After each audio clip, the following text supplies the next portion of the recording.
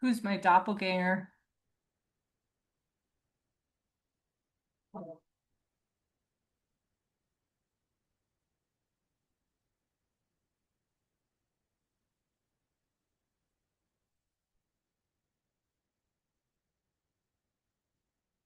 Panel. Thank you, Dana. um, we're excited to do this career panel. That's something that we do every year to support project managers in getting full-time employment. I'm very excited about getting this opportunity to talk about project management, specifically because I've just entered a new role with the Department of Labor. I'm subcontracted underneath them to help people upskill into full-time employment.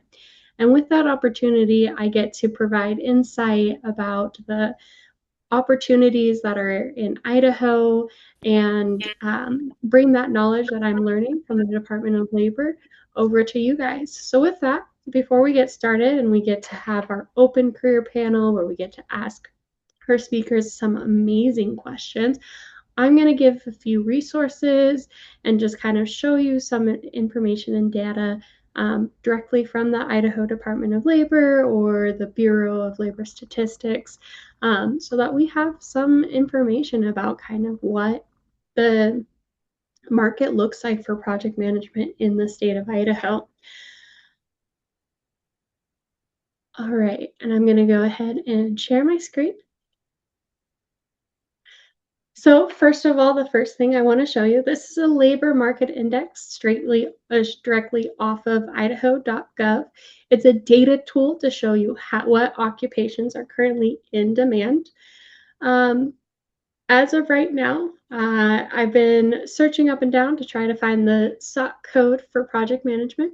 I haven't yet found it, but this is a good opportunity for you to look for specific opportunities that might be in project management. As we all know, project management comes in all shapes and sizes, whether it's IT or construction, property management, purchasing.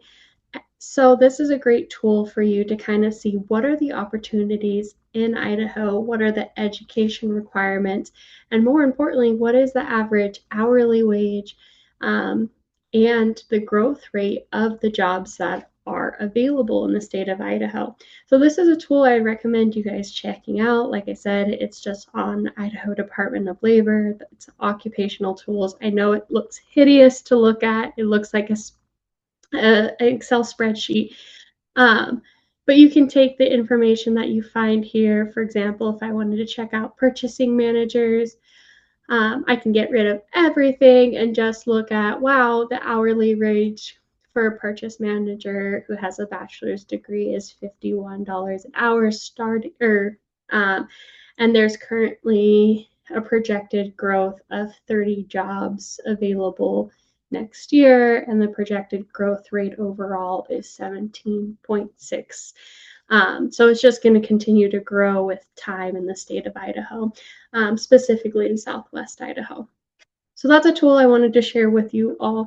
If you're looking for different types of jobs or you're not necessarily sure what industry you want to go into, this might be helpful in deciding what you might be looking for. Now, there's a lot of people who are early career professionals. I am one of them, maybe barely just starting out in the project management world and unsure of kind of where to get started or what is needed in order to be a project manager. Or maybe you just don't know, like, what is the salary I should be asking for as an early project management professional. And that's where I would recommend that you check out, not one of these. Um, One moment, it's on my other screen. Let me pull it over.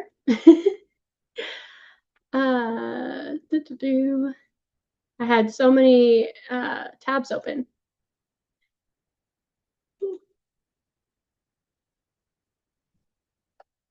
There it is. All right. So for a project management specialist, if you're just barely getting started, and I lost my Zoom. There we go. Now I can see your all lovely faces again. So there's ONET Online. This is also a free available resource. You can look at project management's professionals, specialists, IT, and really get a good understanding of what that job entails. You can look at what training and credential is needed to be a project management specialist, which once Amber joins us, she'll talk a little bit about Project Management Institute and the amazing programs and certificates they have available. If she doesn't join us, then you guys are just going to have to deal with me talking about my experience getting my PMP and why I think it's worth it. You can also look at apprenticeship opportunities by going to apprenticeship.gov. You can look at what skills are needed or work styles are needed for project management specialists. And then most importantly, what are the wage and employment trends in the state of Idaho? So if we go ahead and look at that right now, and you guys can all still see my screen, yes? Okay, good. I'm seeing nods. I just had to double check. All right, so currently project management specialists in the state of Idaho have a bright outlook on opportunities for project management. We're seeing that the starting salary for project management specialists are about $53,000 in the state of Idaho or $59,000 in the United States. And we see the average salary for a project management specialist over time is $82,000 in the state of Idaho or United States. It's 100. And so this gives you a great opportunity to kind of dive in and really understand what does those annual salaries look like. And you can also check it out by where you live in the state of Idaho. So if you're joining us not from Boise and somewhere else, you can also check out your area and how it might ebb and flow in the opportunities. So I've given you tools about whether project management is growing in the state of Idaho. I've given you a tool about wage. And the last tool I'm going to give you is job openings. So along with looking at the wage opportunities, you can on ONET Online, you can also look at what jobs are currently available and posted for project management specialists. This is a great opportunity to see what is available. There's 61 jobs in Idaho. So go ahead and check them out. Really, it's your opportunity to kind of see what are they looking for, what skills do you need to adapt to or maybe add to your resume to get a job in this area.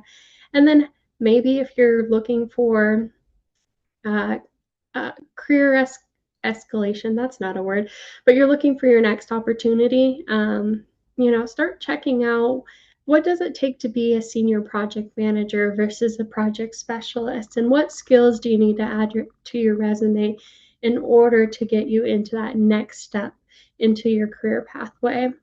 I'll pause there. I've been rambling. Is there any questions about the tools that I just showed you, or general questions that we can talk about with our career panelists as we go along with throughout the night?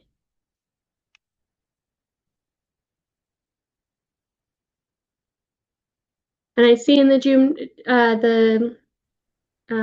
chat that you are feel free to go off mute, raise your hand. You can react or chat. Any way helps us to communicate your questions. Yeah, hello, this is Jesse. Hi, Jesse. Yeah, I have a question. One of the things I've noticed in Idaho particularly is, yeah, there's a lot of project management positions open, but there's a very stark difference between like IT project management and construction. Mm-hmm. So I don't have the construction experience. So how does one navigate through that situation? Absolutely. The beauty of project management is that it's very transferable, which means that we have the opportunity to use the skills that we've gained through supply or I just lost the word, not sponsors, stakeholders. There we go. We have stakeholder management, we have budget management, we have vendor management. So those are the skills that we can really apply to that job. Now, it doesn't hurt to reach out to a construction company and say, hey, I just need some job experience. Can I spend, 1 or 2 weeks working with you on the field and just job shadowing you, and see if I can gain some of those skills that I can then transfer to a full-time job. And that's one of the things that my specific grant provides, is those work opportunities so you can do so. But I know it's difficult asking sometimes. I think informational interviews are a really great way to get to know what the field needs and how you can translate some of those skills that you currently have into full-time employment. Alex, do you have anything you want to add to that question?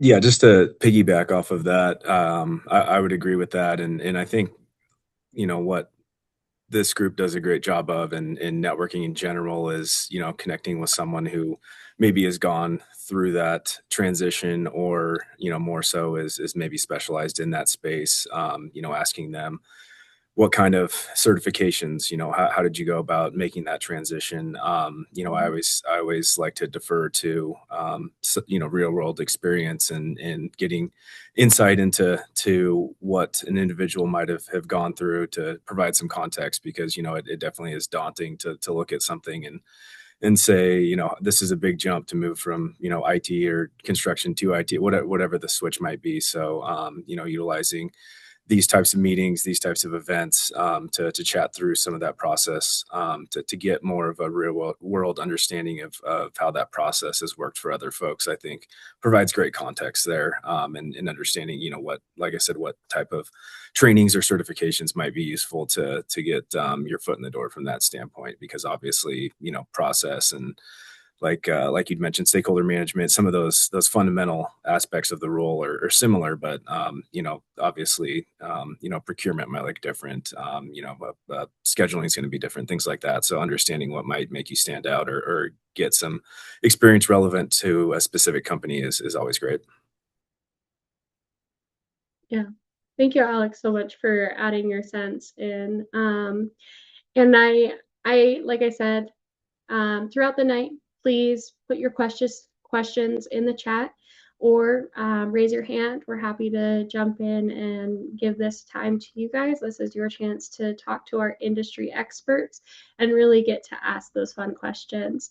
I appreciate you guys letting me take the first little bit of time to show some tools that we use at the Department of Labor. But now I'm going to switch gears and hand it off, or I'm going to introduce you to our speakers. I put Alex on the spot before I even got to introduce him. So I'll go ahead and introduce our speakers, and then we'll go over some of the questions that we had in regarding the topics that we plan to discuss tonight. But like I said, put those questions in the chat. We're super excited to have this open discussion. So first of all, I would like to introduce Amber. Amber McMillan is the feisty PM manager. She works for the Project Management Institute as a regional manager. She's worked over 30 years across both profit and nonprofit sectors, and she is a powerhouse of impact as far as coaching and executive education, as well as project management leadership. She's deeply committed to diversity, equity, and inclusion, and a champion of just achieving greater success. Her expertise mostly lies in people-driven elements or project management, communication, relationship management, change, and conflict resolution. And like I said, as a mentor, educator, and advocate for growth, Amber has done so much for Region 1, or the Pacific Northwest of Americas, for the PMI Institute. So I'm super excited to have her on. She's going to talk a lot about what it takes to get your PMP, or what are the different opportunities that come with getting your certificate. So we're super excited to have you, Amber. Thank you so much. And then we also have Alex, and I believe your last name is Ocha. Am I correct? Ochoa, yep. Okay. And he is a senior technical recruiter for Tech Systems, which is the nation's largest IT service and staffing firm. He's worked out of a Boise office for the last 14 years, partnering with local enterprises and mid-sized clients to support their IT initiatives by providing technical talent and outsourcing management service solutions. He also works with our Northwest and national offices for remote project management, related openings, and projects, and actively meets with project managers to help with career planning, sharing upcoming openings, and participating in interviews for our various directors and hiring managers. So thank you, Alex, for also being here. Is there anything that Amber or Alex you would like to say before we get started with some of the questions that we have? Thank you. Thanks for having me.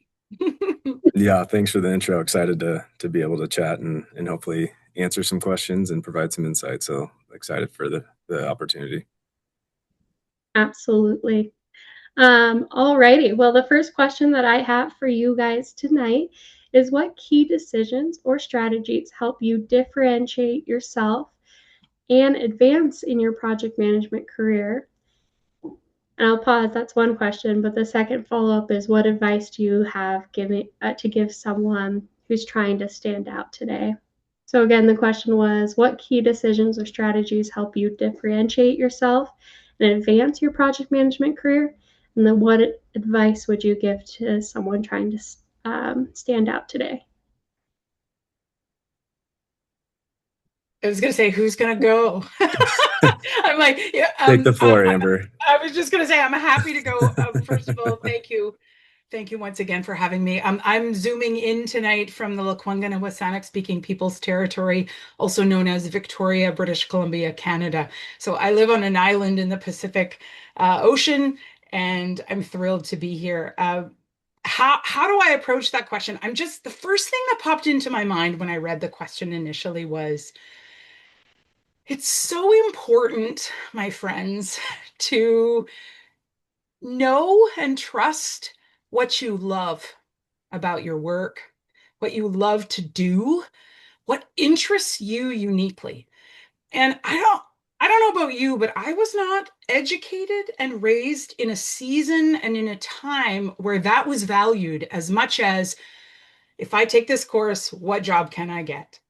And I really believe in my unfortunate 30 years. I say unfortunate because I'm older than I want to be in a lot of ways. I have a lot of energy yet.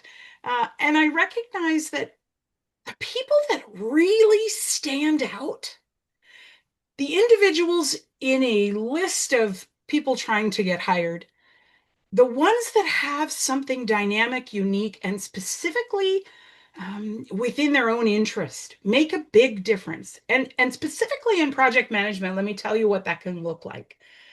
I mean, obviously, if you cut me, I bleed PMI. So I am here to represent Project Management Institute. I am the region mentor for the Pacific Northwest of the Americas, and I donate my time and my talent to really inspire and help mentor project professionals. At the same time, my advice is always to them, the PMP certification, the project management leadership skills that you have, that's not the full package. It's marrying that to who you uniquely are, and specifically how you see the work. Because I have never yet been on a project team where I have seen the work exactly the same as the person to my right or the person to my left. Our own bias, and specifically our point of view on how to do the work wisely and well, that unique part is what makes individuals stand out in the project management field. So what can that look like? Well, it can look like a specialization, but honestly, it can also look like you spending some time considering the aspects of the role that you really love the most. I have a friend, and she loves data. She lives for analytics, and she's always measuring things. And I tell you what, I am bored to tears with the same metrics that light her up. But you know what I've discovered when we work together?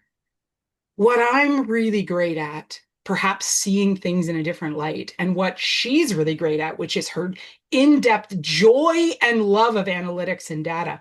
When we put those together, we are an unstoppable force at decision making in a way that I can't do on my own and she can't do on her own. So I really believe, as I am an educator now, talking to students that are pursuing project management, it's not just about project management. It's also about how you uniquely want to function within it. I noticed in the chat there's quite a few thoughts about there's so much construction project management out there right now. And I get that. And although you may, or I certainly may not be well suited necessarily for construction projects in project management, there are some amazing skill sets within the body of knowledge that really make a difference in construction environments that allow some of us, not all, to be almost chameleon-like in our ability to transfer our skills when they're uniquely ours into industries that we may not already have a foothold in.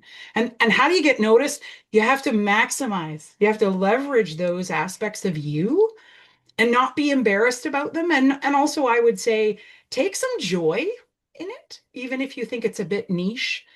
Niching is the way to set ourselves apart. So that's my 10 cents. It's probably a little more than 10 cents. But how about you, Alex? What are your thoughts?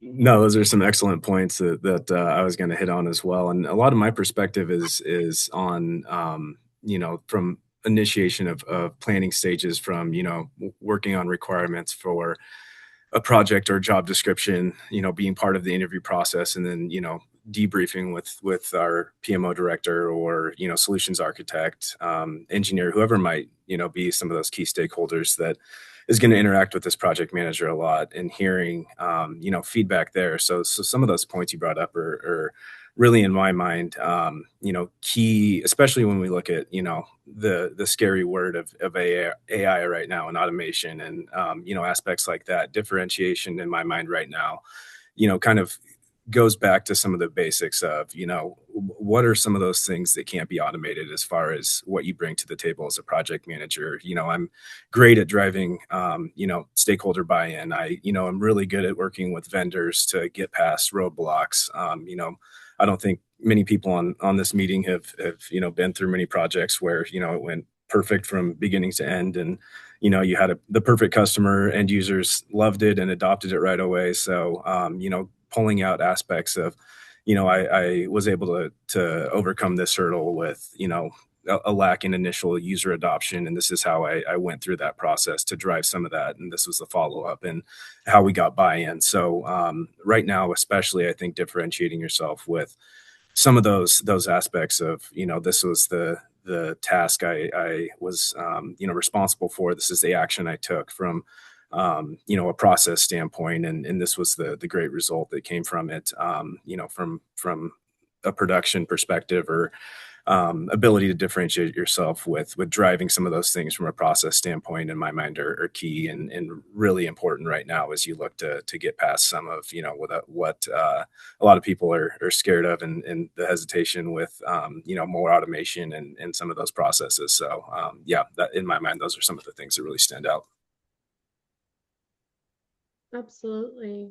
Amber, you said it really well, as far as, you need to look at your transferable skills, but also what you're passionate about. I mean, I've jumped from structural engineering to medicine to now I'm at the Department of Labor strictly just because I like process improvement. And I come in and say, hey, I'm here to do a process improvement, not just be a structural engineer.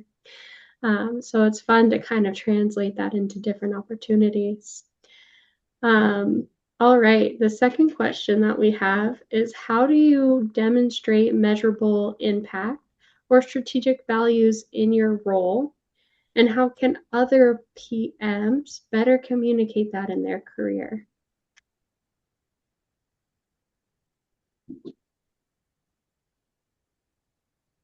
And I can say it again. How have you demonstrated measurable impact or strategic value in your current role? And how can other PM or project managers better communicate that in their career?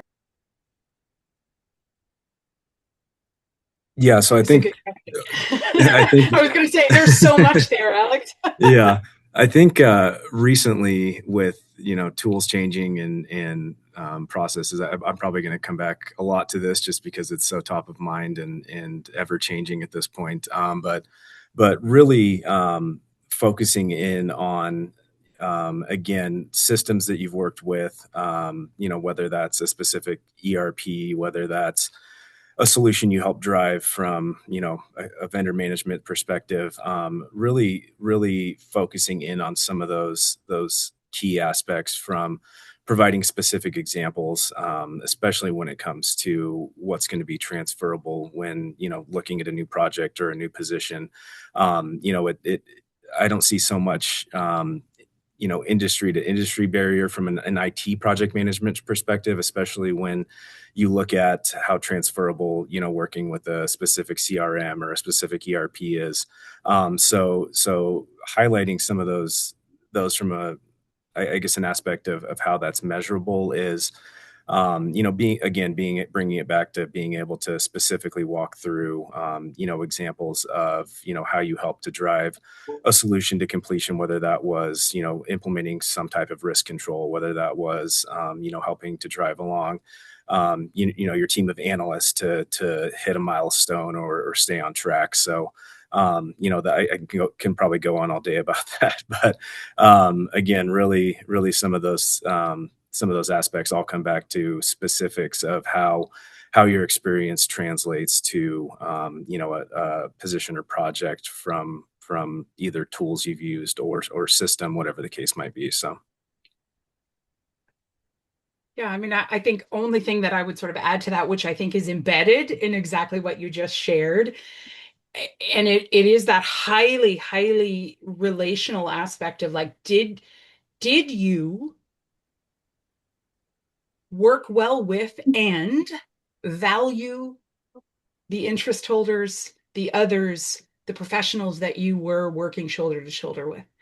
And I think sometimes we think that the ultimate project delivery, the phase gates being met, and everything kind of going as planned is the way that we drive, the strategic kind of overall value, particularly in our roles when we are either project managers, project coordinators, or we have that sort of, hat of being on the project team.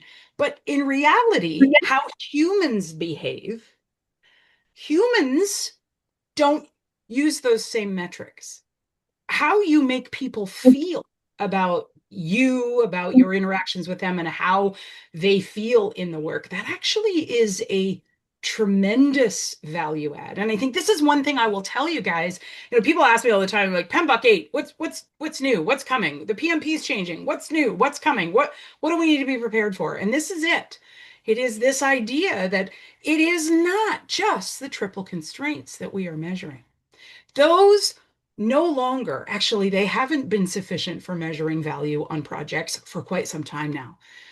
But even though many of us have understood and known that, our frameworks maybe haven't been as agile as we have had to be in building rapport and relationship, and recognizing that when the chips are down, when the project is going, the place we don't want it to go, it's how we have had a personal, micro, I would call it, impact on the individuals that trust us, respect us, and or we are negotiating change and strategy with.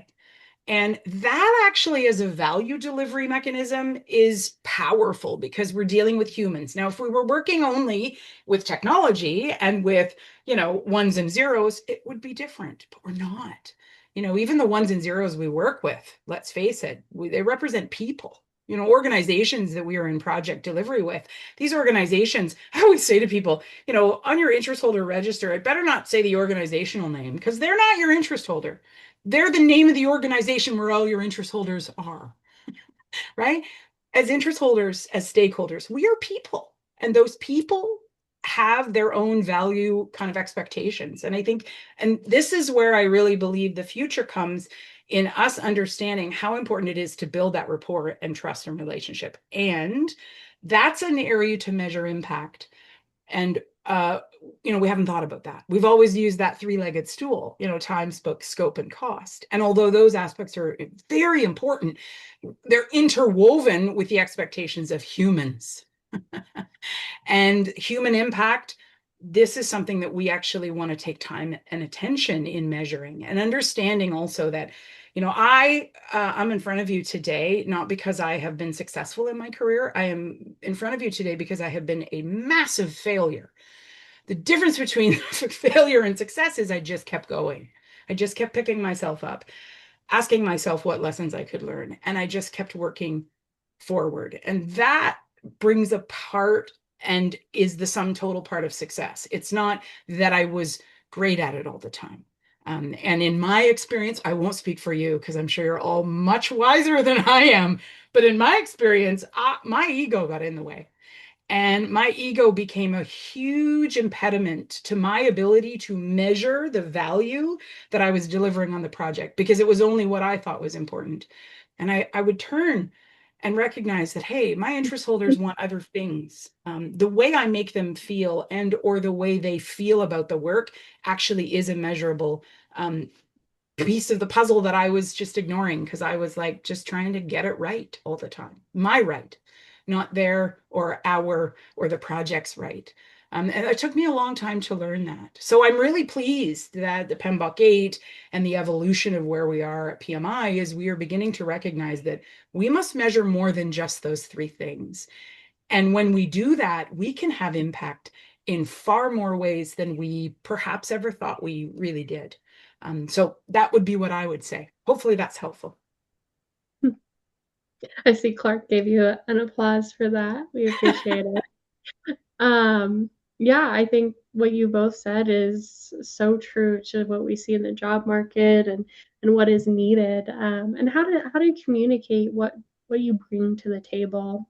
Now, I'm curious. We talked about, building relationships and knowing your tools and tailoring your experiences.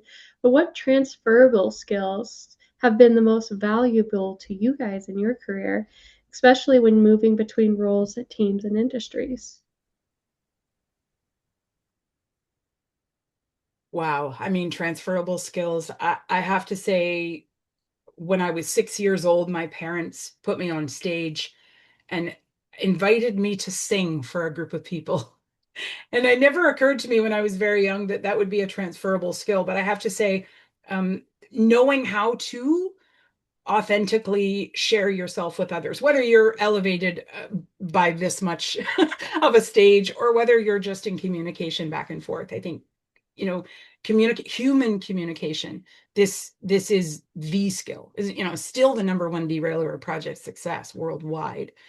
And human communication that's successful is something that is practiced, and some of us are particularly good at it, and some of us have skills that we've been able to hone, like me, being kind of put on display fairly young. I don't have the same kind of nerves to communicate in rooms where I might not have all the authority. And I think as a transferable skill, that's been really helpful. Also, that's not a skill that everyone has, but it's a skill you can cultivate. I coached someone fairly recently, and they were like, "I'd really like to become a better speaker, and what would your advice be?" And I was like, "You have to speak. You literally have to do it. It is a muscle." And they were like, "But where do I go?" And I was like, it really doesn't even matter where you go. It's just that you get into the practice of it. Doing theater, Toastmasters. Highly, highly recommend Toastmasters. And we have some PMI Toastmaster kind of conglomerate chapters in North America. Wonderful, because it's transferable skills. If you can speak clearly on your feet, that can be very helpful. And certainly in projects, I mean, we are communicators. It's not just about building the communication plans. So I think that's a huge transferable skill. And then the other thing that I would just mention, and I'm probably going to beat this over the head over and over and over again, is, emotional intelligence. It's something I sucked at, my friends. I just didn't get it. And my ego and my lack of self-regulation and self-awareness was a great, great impediment to my earlier career. And so as I began to adapt and adopt some better skills in that area, what I realized is emotional intelligence goes everywhere. It's not just great for a professional, it's great at home too, right? Like if you can speak well and have self-regulation in your work environment, bring that home and see how that works with your partners and your family members. And so these are, we would call them in PMI, these are power skills. And these are the ones that are transferable regardless of industry. And for that matter, regardless of what certification you hold and what particular interest or kind of specific area you really focus on in your project work. And so I say power skills, super, super helpful and transferable.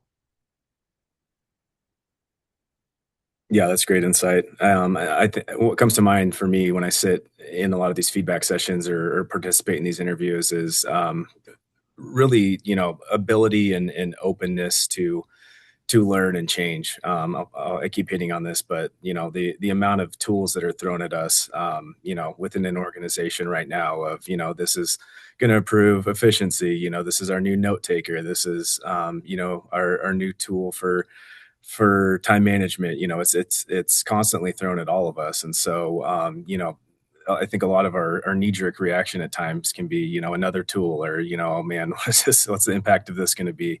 So, but it's taking a step back and having the ability to learn a new task or tool. If you look back on your career 5 or 10 years ago, I'm sure a lot of folks, looked at tools, as they're introduced, like, Power BI, something like that, as, oh, this is scary. But, as you get a chance to sit with someone who's used it, being proactive with those things and an early adoption in my mind is something that, is key for a lot of responses I hear and just in general and in my experience working with some of these enterprise tools. It really is.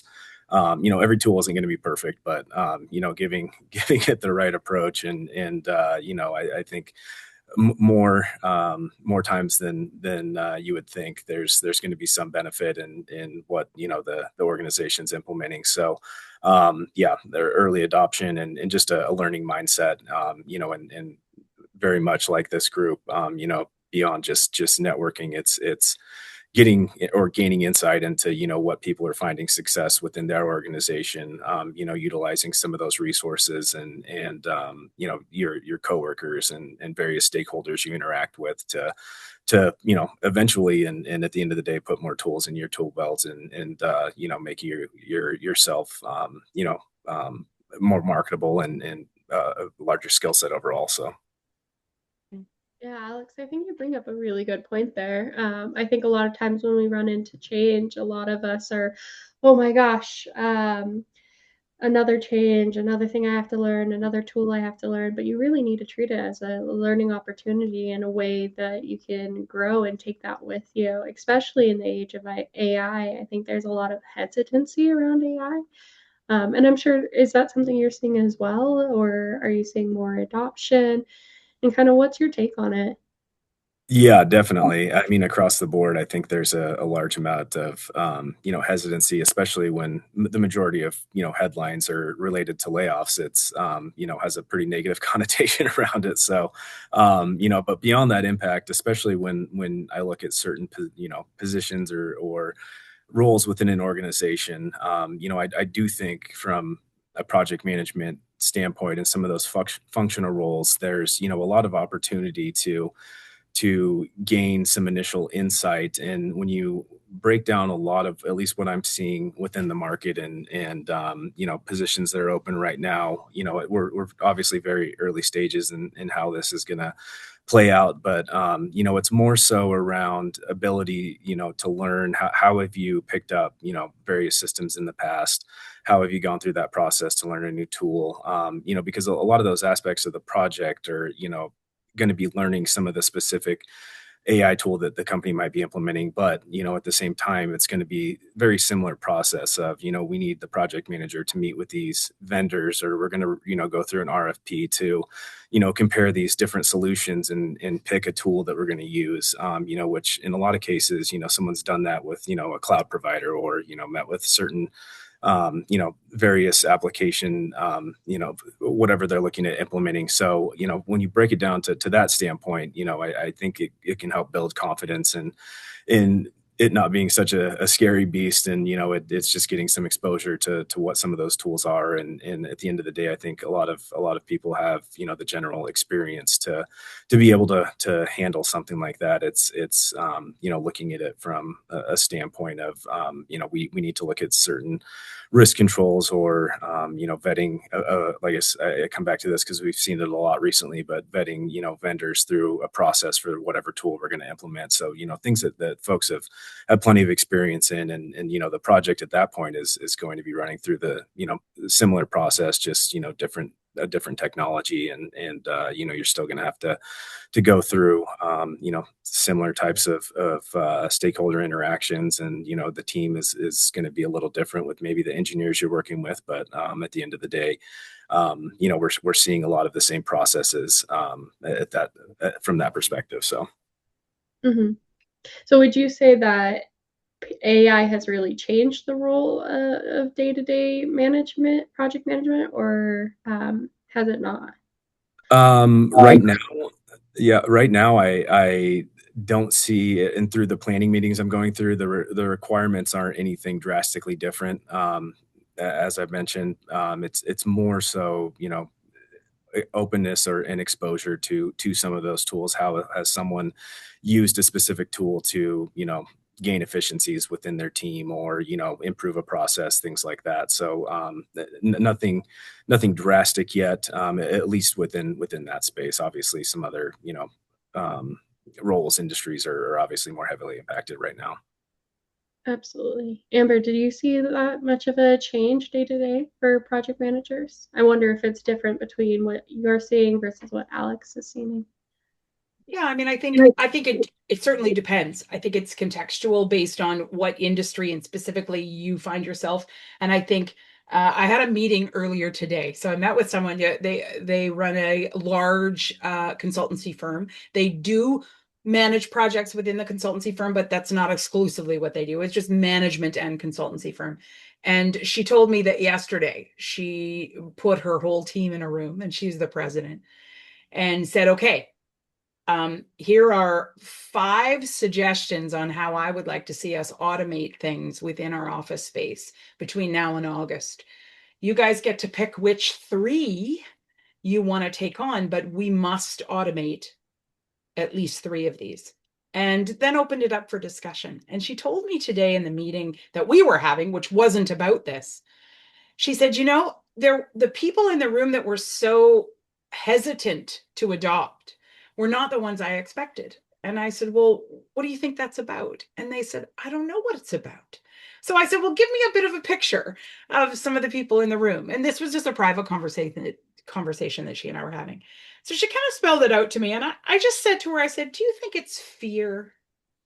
And she just kind of stopped. And she looked at me and she said, yeah, like I think maybe that's what it is. And I said, so let me ask you, as president, how did you have the confidence to present yourself to your team, lay out 5 areas that you believed could be automated, and then, empower them, AKA also tell them that they had to do it? And she's like, well, I went to a conference and I saw it done. And I said, right, you went to the conference, you saw it done. Did any of your staff have the benefit? And she just realized no. And I said, so I really see this happening. And that is, we have a lot of it, particularly if you're C-suite level, potentially, you have this great thoughts and ideas about how we can leverage AI. Oh yeah, it's going to be so great. And then when that trickles down, or when we begin to put that within our organizations, oftentimes it's like change management 101. We can't do it that way. We have to actually think about, oh, okay, wait a minute. What is the awareness in the room that we need to make this change? What is the desire to make the change in the room? What is the knowledge of the room on how we could make the change? And so begins this real need to do a change management strategy, I think, to address the fear that a lot of us have. And the interesting thing was, I asked her later what her bias or what the bias was on who she thought would adopt it and who wouldn't. And she told me, I figured the younger people would be the ones that would be excited, and they weren't. And I said, so there's a bit of a check for you, that this isn't about age or experience. It just literally, have we become knowledgeable enough about how to use the technology? And I think that's what the impact is, particularly in project management. I know a lot of project managers, consultant project managers, ones that work even in government here in Canada and in our province. They're not allowed to use AI, but they use it anyway. And they don't tell certain people because they're using it to increase their efficiency, and they're not necessarily bringing that efficiency into their work environment. They're bringing it into their own life and work environment, so it helps them. And I think what they're doing is they're addressing their fear by educating themselves, and that's independent. It may not be coming from the C-suite or top down. It's their own desire. And I think, just to speak to, Tim had a question in the chat that I think is connected to this. And that's like, in this age of AI, how do we get noticed when AI tools are looking at our resumes before people are? And I think this is also where we use AI to fight that, potentially. And I say fight, that's an aggressive word. I don't mean that. I just mean to combat or to go back against it.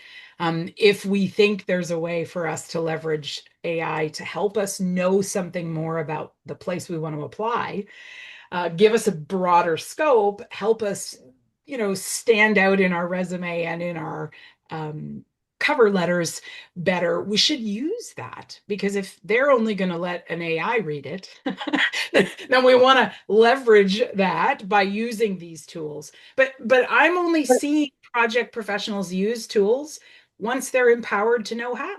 And that takes initiative, and it takes, in most cases, at PMI, we have our own tool. Every one of us that are a member of PMI, how many of us are using PMI Infinity every day? How many of us have built our own kind of bots within Infinity, and are we leveraging it? You don't have to answer that question, because I know it's not as many of us as could. So I think we also have to kind of adapt it on a personal level for us before we can maybe start to think about how this shows up in organizations. And for the organizations bringing about this kind of automation, we got to go back to the change management strategies that we know work, which is, okay, like, are we coming up against the fear? And we need to work on that. Absolutely. Alex, I want to give you the opportunity. Do you think, or I guess, what AI tools help you become competitive in the job market? Do you think there's as Tim said, is it beneficial to use AI tools for screening to help you get noticed by recruiters? What's your thoughts on that? Yeah, and that I was writing Tim a response, but I think this is great for everyone to hear as well. I get this question constantly right now, and it's you look at a posting on LinkedIn or a job site, and within an hour there's 100, 200, 300 applicants. For the sake of argument, there, a lot of those are more automated responses, and I think the most recent statistic I've seen are over 50% of those aren't relevant backgrounds or candidates to a specific role. So I would just encourage people not to look at that number and be discouraged. But at the same time, to piggyback off what Amber said, I think utilizing those tools to help format and pull out some of those keywords to match an applicant tracking system is very important. But to kind of circle that back to my answer of how we kicked everything off, a lot of feedback, and a lot of times we see, we get through to an interview or feedback from a hiring manager, or, I saw that listed in their summary, but they weren't able to speak, to how they went through this SAP implementation at, their last role, or, I didn't really get a clear picture of how they, really excelled at stakeholder management or dealing with this, this issue as far as follow up and how they might drive that. So really, taking a little bit of time to differentiate yourself by listing that in your resume, specifically of, a lot of organizations, and I think most folks have heard of, the STAR method of, this is the situation, the task, the action, result. A lot of companies use that format to kind of follow with answers in an interview, but also in your resume, listing out, this was the project, this was the task I was assigned with, as far as vetting, these different companies for who we're going to go with. This is the action I took. This was the result. If someone can look through that and you can speak on that, in an interview, that in my mind is really what makes someone stand out. And we're seeing a lot with automation of folks listing some of those things, but like I come back to that, a lot of times they're have seen it, or maybe that project was going on in the environment, but they didn't really have their hands on it. So, those things come out pretty quickly. So, I think take pride and ownership in what you've done in those areas, and that goes a long way.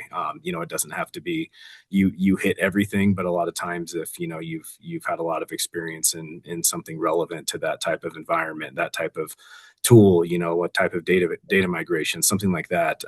Those are really, really, big differentiators and stand out to specific examples that a team can understand how you would, transfer that to another project, or how you're going to make an impact within the organization. Absolutely. From the perspective of the Department of Labor, we're really kind of telling participants or people we're working with to build 2 resumes. One that's like AI focused and is going to meet all the requirements of the ATP. It's not formatted like in a very special way or to make you stand out, but really just to be read. And then when you get your foot in the door, that's when you bring that resume that's a little bit more personalized, that talks a little bit more about your experience and tells your story. But I also think that AI is really kind of challenging us to revert back to the cover letter, because the cover letter is the only thing that's really telling your story anymore. Yeah, I'm so glad you used the word story. I think once again, like, we are storytellers. This is what our species does. This is how we relate well to one another. And so story is important. And I know, story may not get us the interview. And the challenge with that is that if the screening process really is primarily automated, which I would say, depending on where you're coming from, shame on the organization for making it about that. Because I think automation is a great way to streamline applicants, but I don't think it's a great way to really find the nuggets, the real gold, talented individuals. Because I think a lot of them, well, I know a lot of amazing people fall through the cracks. As a hiring manager myself, I've seen this happen, and so it's a balance. But once we're there, it is actually about story. As someone who in a hiring environment, like, I really honestly love to hear someone share with me not the great parts of their experiences, but the whole picture. I learned this because I felt this through this situation, and I'm being very broad, but that story aspect really does resonate with me, because as an employer, I'm looking for people that are actually going to do a journey essentially with me. Projects are journeys. They have a beginning and an end, and we're off we're off on a journey together. And so much of what we do, particularly in relationship to our interest holders, is it's storytelling, and we're writing the story as we go. And so I do think there's real value to that story. I love the idea of having those 2 resumes. I'm the kind of person who, with automation, we have the ability to have 30 different resumes depending on the industries we're applying for, and all different variations. And I think if you can leverage the technology, there's ways to do that, but probably overdo it. So there's a balance in there. And I would just want the authentic part of you to be the common thread, right? That's what we would want to always get through. And hopefully hiring frameworks, that's what they're looking for, is those unique and also authentic kind of experiences, like you were saying, Alex. Absolutely. Ashley, I see your question, and I promise we'll get to it, but I want to stay on this topic of just getting hired, because I know that's a really big question for today is just, what makes you stand out. So I want to ask the question from your perspective, how has the hiring for project managers changed in recent years, and what are employers prioritizing today beyond certification? Yeah, I mean, I think the letters, depending on the industry, the letters don't do as much as they used to. And keep in mind, I'm speaking from PMI, so this isn't a good thing to admit, but I think we're even recognizing that, they are a requirement, they're an expectation, but they are, once again, just an assessment or an indicator. And really, it's on the other side of that credential. Who are we? Who do we have? Who are you? What unique do you bring? And what experiences have you had that really create opportunity for us to leverage? Because employers, organizations, we're looking for individuals that we can leverage. We want your experience because we're essentially wanting your experience from over there to come over here. Right? That's what we're wanting. We're gathering and really looking for those lessons learned that we didn't have to pay for ourselves as, leaders and as C-suite. We want the lessons from other places. And it doesn't even have to be the same industry, because there's so much transferable lessons learned. So I think that is such a key aspect. Yeah, hopefully that's helpful. It's not that we don't need the credentials. I think it's just, okay, and then what? What's on the other side of those?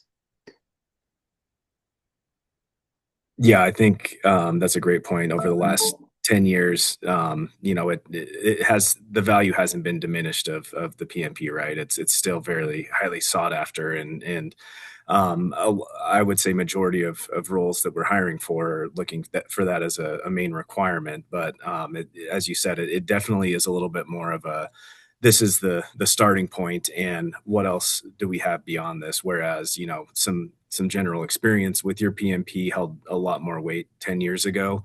But at the same time, I think, when you're looking at that experience, I really like to look at it as, think about, I'm sure a lot of folks on this call, started going into projects where, organizations were talking about moving off-prem and, working on implementing, Azure, AWS, the cloud. And, at that point, that was new to folks and scary. And, everyone somehow managed to learn and, work on projects related to that. And, with a new system, a new process, it's, the same thing. It's obviously a lot of change and AI tools being thrown at us. But at the same time, I think a lot of the questions I'm hearing and in interviews, it's, people who can, articulate or share specific examples of, this is a relevant project I worked on when we were implementing, Tableau into our environment. This is the challenge we saw. This is how we overcame it. So a lot of those types of processes, those types of projects where, you were learning a new tool, technology, a system, that stuff is extremely relevant to, what's going on right now and what's going to come. So I think from that standpoint, while a lot's changing with some of those requirements with tools and technologies, it really is, I think a lot of what folks on this call have already, overcome and gone through. So I think, take a step back and you can take, maybe pull some confidence through examples and process that you've gone through in those types of, scenarios in the past. People seem to find their footing once they think on some of those things, and it, makes a big difference. Absolutely. Yeah, trust yourself.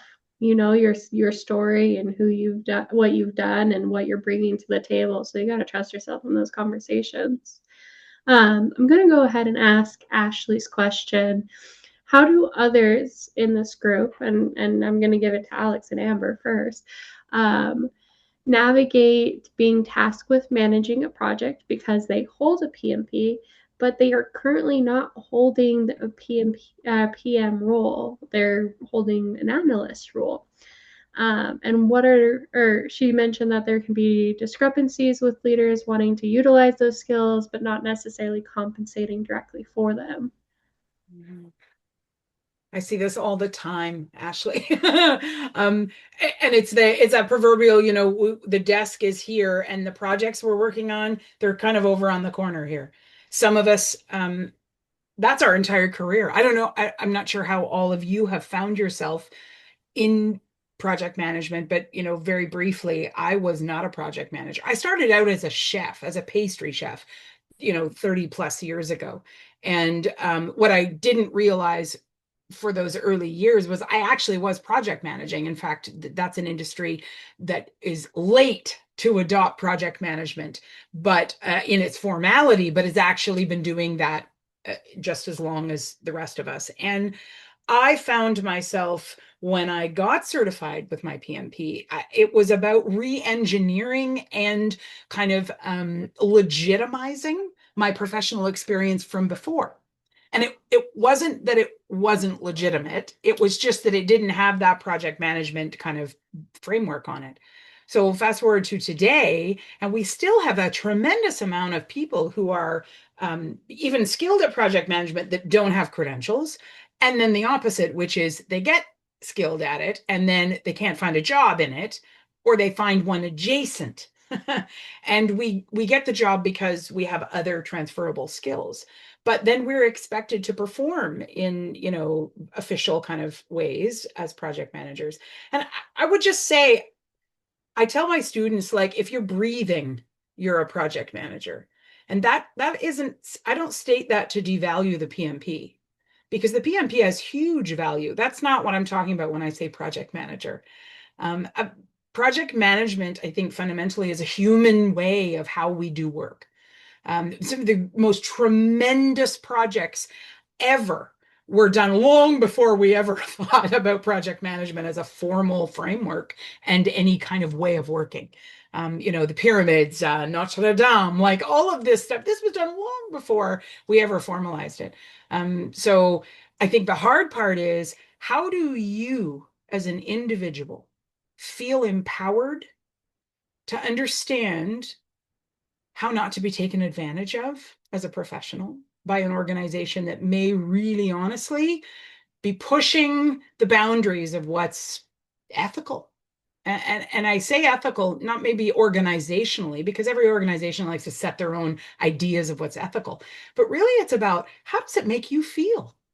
If you feel that you are being disadvantaged because you have a skill set that is not recognized but leveraged, I would say this is a time for you as an individual to think of appropriate professional ways to advocate for yourself, and also to grow a little bit firmer in your boundaries.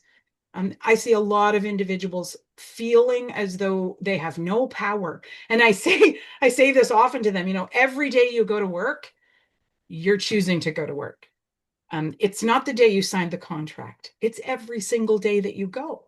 You are giving yourself to that environment. And I'm not suggesting you shouldn't. I'm just saying, remember, every day you get to make that choice. Sometimes we forget because life gets in the way, but just remember that personal empowerment. And if we're being taken advantage of, one of the reasons we get taken advantage of, and I have been, is because we allow it. Plain and simple. And I that, should it happen? No, but it does. And I think it is about having that strength of understanding. Okay, maybe I am feeling a bit of resentment. And if you are, then let's advocate for ourselves. And this is a great opportunity to think about where's your network, your professional network, your perhaps even a coach that can help you reframe or think about how you are feeling in the work you find yourself in.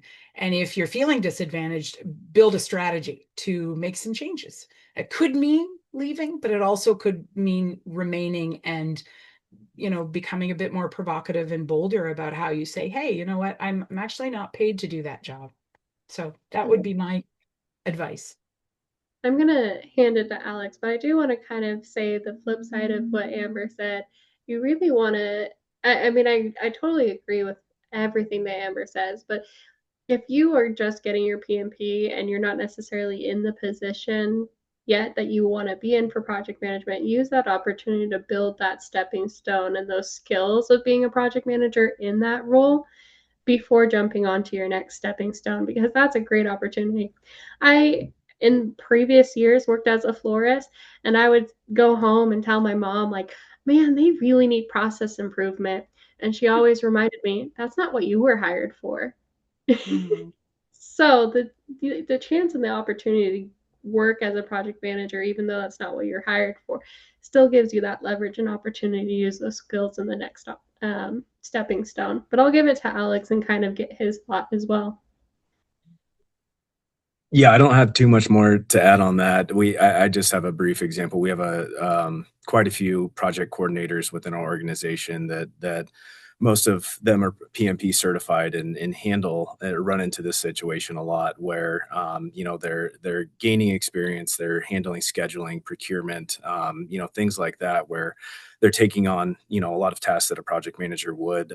So I think it depends on the organization. Those that have the opportunity or support in an organization to partner more and support a project manager while they're on vacation or can take something off their plate. It's a great learning experience, and document and utilize those experiences to move up in the eventual goal, being moving into more of a project management title. But at the same time, I do think it's extremely important, like Amber said, to set boundaries and in a professional way, but with the understanding that you're happy to learn and take on these tasks within your working hours or responsibilities, but not in a way that you are feeling taken advantage of, especially if it's becoming more of a full project management role without the title or compensation, then that's obviously a different issue. So my 2 cents is that that the opportunity is great to be able to add some of those skills, but I think some professional boundaries there are key for sure. Absolutely. I have one more formal question that I plan to ask, and then I want to give it up to the crowd to ask their questions in the last 15 minutes that we have. So I'm going to encourage everybody to start putting their questions in the chat. And Andrew, I see your question. We'll get to it. But I want to ask, what role has networking played in your career, and what is an effective way to build meaningful connections? Mm-hmm. I mean, I was unemployed. I was in a complete career transition. I didn't really know what I was going to do next. And I had just joined my local chapter of PMI. And they sent an email like within about a week or two of me joining them. And I had my PMP, and they were like, we need board members. And I remember thinking to myself, like, I don't even have a job. What can I offer? But they sent the email a few times. And so finally I was like, well, I mean, I suppose I could. I don't have a job. I'm looking for work. So I applied. I landed on the board of my local chapter of PMI, and I was certification director. That was the term back then. And this was when we were able to do, training, support training for people getting their PMPs. And I cannot say enough about how much that changed the trajectory of my career. Like I told you, I didn't see myself as a project manager until I really did find, it was probably about 2 years before this, that I found project management as a profession. I didn't know it existed because quite honestly, it didn't in my world. And when I found it, and then I went back to school, and then I got certified, I got connected with my local chapter because I was at this crossroads.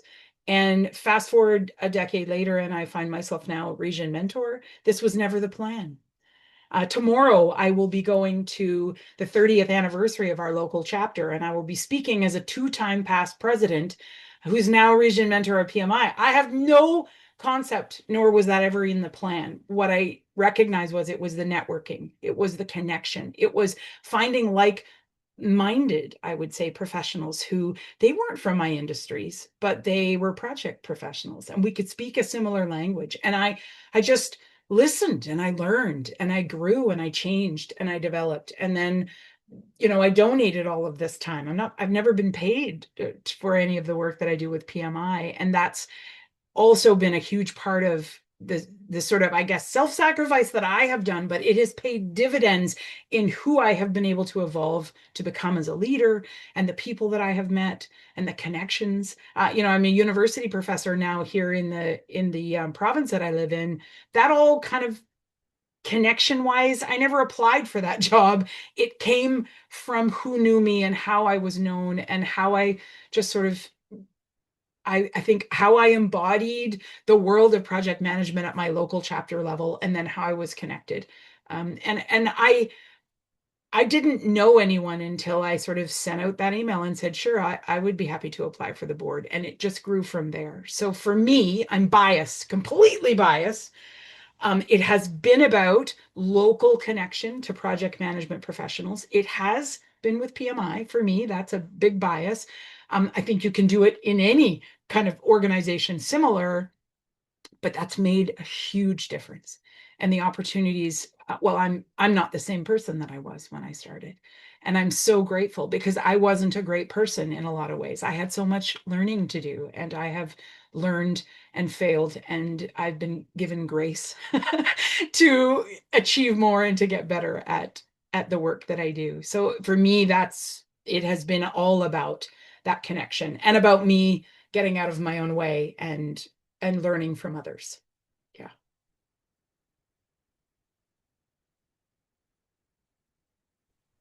All right, Alex, same question for you. How has networking helped you in your project management or your current profession? Yeah, it's hugely important. I could go on about this all day, but we'll try to make it brief. So, but working within the Boise market specifically, I'll kind of just keep it to that. For the last 14 years, that still can be a very close knit, and a degree or 2 degrees of separation from someone you've worked with at an organization a position or two ago. So, it's extremely valuable and extremely important to utilize those connections, especially as I look at it as today's day and age. There's so much noise and a lot of frustration with interview process and applicant tracking systems and everything that we're all dealing with and looking at right now. So bringing a human element to it and utilizing this group and the Idaho Technology Council or whatever other user groups might be relevant to your background, whether that's a system you've worked with or something you're interested in. I highly encourage everyone to be involved in something like that, beyond this group, just to kind of broaden that. But I have plenty of stories of folks I've met within this group 10 years ago that I've connected with over the last year or two, and have helped them to reconnect with a past colleague, or found them the right position because they're looking now. So it definitely is. I always say kind of, it's not something to just look at short term. It's definitely, kind of one of those lifelong endeavors. The longer you're, connected to those folks and involved in things like this, the dividends are going to continue to pay off. And just, like I said, especially in today's day and age, I think bringing a human element to it and really, provides you with an advantage, especially when you're, looking at a position with 100 applicants. If you can, connect with an analyst you used to work with, or an engineer that was great that, you could reach out to at the company you're interested in, that right now is going to give you a huge competitive advantage and help you make sense of, what can be a very, fuzzy or blurred or process at times, depending on, organization or what you're going through. So yeah, extremely important in my mind. Yeah. So what I'm hearing is the group in the chat that's currently here needs to get to know their board and reach out to each other and who's on this. So pay attention to the names that you're seeing on this chat, because they could be the ones that are helping you get that job. I'm going to specifically call out our board members of Janine and Ben and Karen and Amy, who, we're here volunteering our time to support you guys in your project management journey as well. And we want you to come in and lean on us and ask us questions about our experiences in project management as well. Andrew, you've asked a question. I'm going to get, I'll give it to Amber to speak to. But you heard about a new certificate beyond PMP, almost like a PMP Plus, which is supposed to focus on complex projects. How does complex add to the certificate, and does it devalue the current certificates? That's such a good question. First of all, I don't know a lot of the details of where this is in its evolution, but I have also been hearing about it. And in the meetings that I'm in with PMI, I think ultimately what PMI is looking to do is elevate project success, period, across the globe, and to be the gold standard in project management certifications, which means not just maintaining the standard of the current certifications that they offer, but also looking for ways to elevate beyond. And I think what we have seen over the years is the PMP, without a doubt, the gold standard for project management professional certification. And there are many of us that have it and have had it for a very long time. And what does it mean for us to maintain that PMP, not just in the professional development unit cycle of every 3 years and the 60 units, but what does it mean to take that and push that beyond, so that what we can consider measuring at that sort of complex level is what skill set beyond that, knowledge of the PMBOK and applied knowledge of the PMBOK, what kind of complexity beyond that could be measured. And I think that's what they're really wanting to do. Also, to give those of us with PMPs that have had them for a very long time, to give us another track that we can specifically work towards achieving. And at the same time, it isn't just going into risk or agile or portfolio management. All of these, they're great, but some of us have actually remained far more generalist in our project professional experience, or we have specialized or become specialists in the complexity. And so I think that's what they're trying to create a distinction with. That being said, I don't see the PMP being devalued.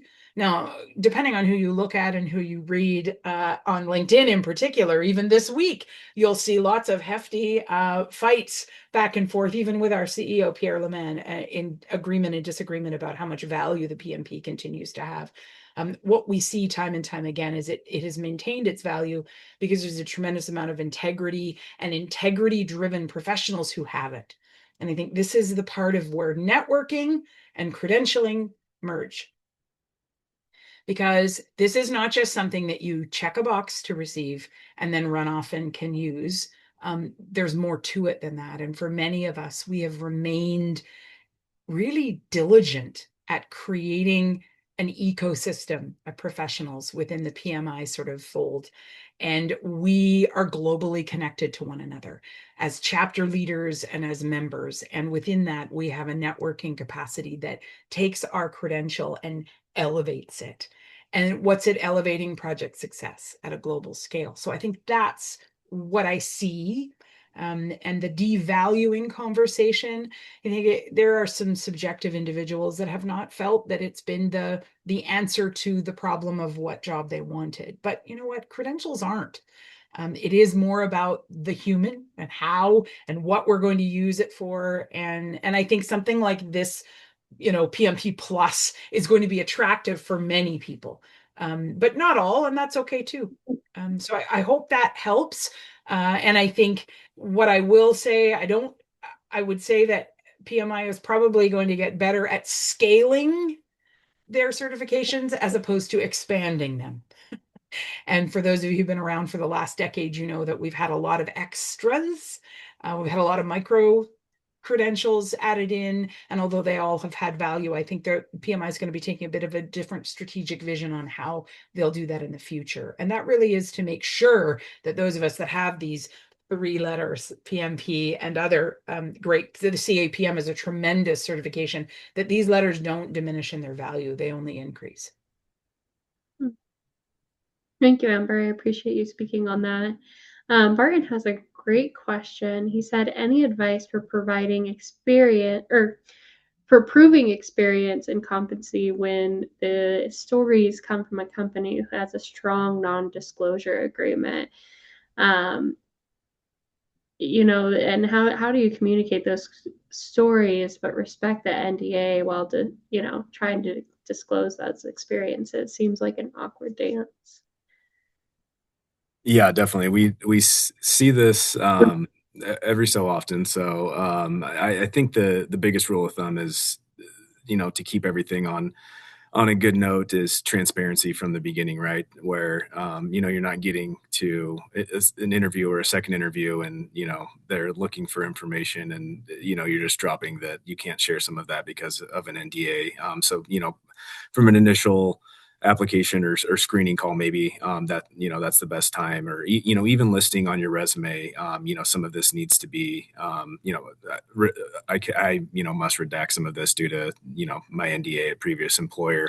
Some of those core deliverables, processes, can still be explained, I think, in general. But my best advice when we run into those situations is a brief overview from maybe what you can share in that environment, but relating it back to your previous employer or another project where you're able to expand on details that might be very similar, a similar system, similar customer, but you can answer in a way where I was responsible for these tasks at company A, but at company B, let me tell you a little bit more about how I really, dug into this ERP implementation. And, this was the details of the team I was working with. So, like you'd mentioned, it's kind of a fine dance, but I think just transparency and connecting the dots to a relevant project that you can go into a bit more detail on. I think most folks are able to kind of,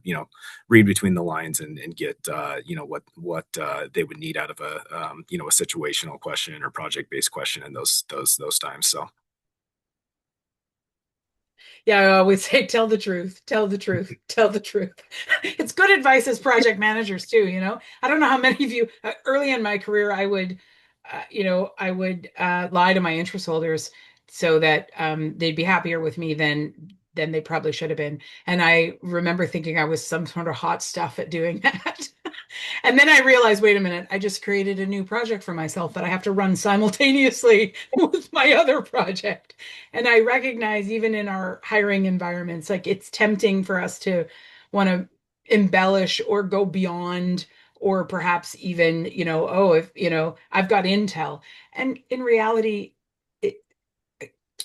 it's so much more difficult to get away with any of those behaviors. Aside from them being unprofessional, we really can't get away with them. So I just say, tell the truth right from the beginning.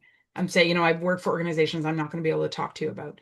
And I don't think that those are as big of barriers to getting the conversation as we think they are, because I think we're seeing it more and more, at least in my experience, where when people are leaving places, they are being told like you can't take your experience beyond here, and that's really tough for a resume. But a lot of us are doing it now, so I think just tell the truth, and yeah, see what that lands you. And I think I respect that as an employer myself, because I realize, okay, well, if this person won't do it here and they want a job, then that means they're going to hold what we do here in confidence. And that's a really good sign of integrity. Absolutely. Well, we are at the end of our time, so if you guys do have any more questions, feel free to send them towards our way, whether it's Janine or I, and we can forward those questions to Amber and Alex. If you guys want, you can also put your emails in the chat so that they can reach out to you. But I want to ask you guys, what is your wrap up, and what is the one thing that you want everybody to walk away with today before we end the night? I think mine, it was kind of one of your alternate questions, which I was kind of waiting to bring up. But when I look at the market and who's standing out in interviews and everyone in this meeting, I really challenge and would encourage everyone to think of and find out what your brand is as a project manager. And Amber kind of hit on this initially of it still is very we're dealing with people. This is very people oriented still. And one of the biggest differentiators I see right now is someone who comes into an interview and we leave with a sense of they're someone who I know can drive this project from a stakeholder perspective, or wow, they have some very impressive experience with ERP and implementations across these various state departments. It's going to be a mix of things for each person, but everyone has very unique and a wide range of skills that they can pull from. But I think just think about maybe what that brand is that you want to portray, not only in an interview or in a job search, but day to day and who you're interacting with. I can think of multiple project managers I meet with on a regular basis that I can probably find a superlative for them or a certain term or a nickname based off of how they interact and what you see them do on a project. So my 2 cents is think of your brand and what that is from a personal standpoint and an experience perspective, and how you kind of want to meld that and what that might look like. Yeah, I mean, I'm going to double down on that. I think that's great advice. And I would just say, whatever you absolutely love about what you're either currently doing in your job or what you feel you would love that you have yet to do, either a job title or a particular part or niche of the role, double down on that to the extent that if you like, I would go back to school for it. And I don't mean you have to get a 4-year degree. I mean, find education opportunities wherever you can find them that actually allow you to double down on the stuff that you love to do. Because many of us have been misled into thinking that we need to train in our gaps. And with the exception of automation and AI and technology, which I do think is a gap for most of us that we need to be aware of, actually, the aspects you love about the work you do, take more training there. Skill up there, because the fastest way for you to become distinctive in your own niche is to become beyond capable in that area. And it's, when we work in our joy, in the stuff that really lights us up, you're also going to be creative, my friends. You're going to be innovative. All of those things are going to fire within you while you are leveling up in that area. And I really think that will, just like what Alex said, that's going to make the difference. It's going to make you distinct. It's also going to make you love what you do way more. And that's so important, because many of us, we don't always feel the joy, let's say, in the work that we do.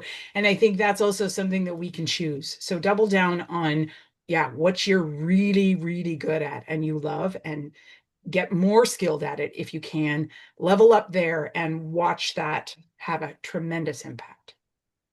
Absolutely.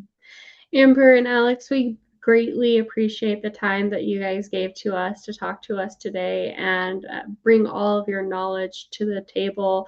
I hope that the crowd was able to get a lot from this conversation, and the conversation doesn't end here. We're having these conversations every single day, every single time we meet as a chapter. And we just need to continue to support each other and build each other up as project managers to get us where we want to be in the career that we're looking for. Before you guys log off, just remember that we have a couple upcoming events. Like I said, it doesn't stop here. You connect with more project managers, you're going to find more project management opportunities. We have our upcoming food bank volunteer event on June 5th. A wonderful opportunity to get 2 hours of volunteer credits for PDUs. We also have our June 10th Lunch and Learn. I don't know if we have a topic yet. Does any of the board members know if we have a June 10th topic? Janina is shaking her head. So we will have a topic, but I don't know when it will be. And then it's not posted yet, but we do have our annual board meeting coming up. This is only for members. And Janine, what day is that? Yeah, that's going to be on the 24th, June 24th, and it's going to be at the Meridian Senior Center, and it'll be lovely. So if you're PMP certified, if you're a member, we would love to see you there. Yes, and we'll go over our strategic goals for the year. You'll get to know the new oncoming board members like Ben, who's our new president-elect, and get to know the team that's going to be carrying over the new strategic goals for this year. Amberly, the 24th is going to be our membership annual meeting. So we'll go over strategic goals. We'll do a quick SWOT analysis of what went well last year, and we'll go over, what to expect in the upcoming year. We'll talk a little bit about the new membership model that will be rolling out in 2027. And like I said, as a member, keep an eye out for that time, because it's a really good opportunity to know what value our board is bringing to you. It's a great conversation. I look forward to seeing you all there. Last but not least, and I don't know if Dana is on the call or Janine can answer this, but do we have a survey for today's event? Yeah, it will go out when we close the meeting down. All right, please fill out that survey. It's how we know that we're doing a good job and that we have we want to continue these conversations or provide this opportunity to do more career panels. So your feedback is super important to what drives our strategic goals for the next year. All right, with that, I'll let you all go. Thank you so much for coming. And again, thank you so much to our speakers for your amazing wealth of knowledge that you brought to the table. Thanks, everyone. It was great to be with you. Thank you. Thanks everyone for the time.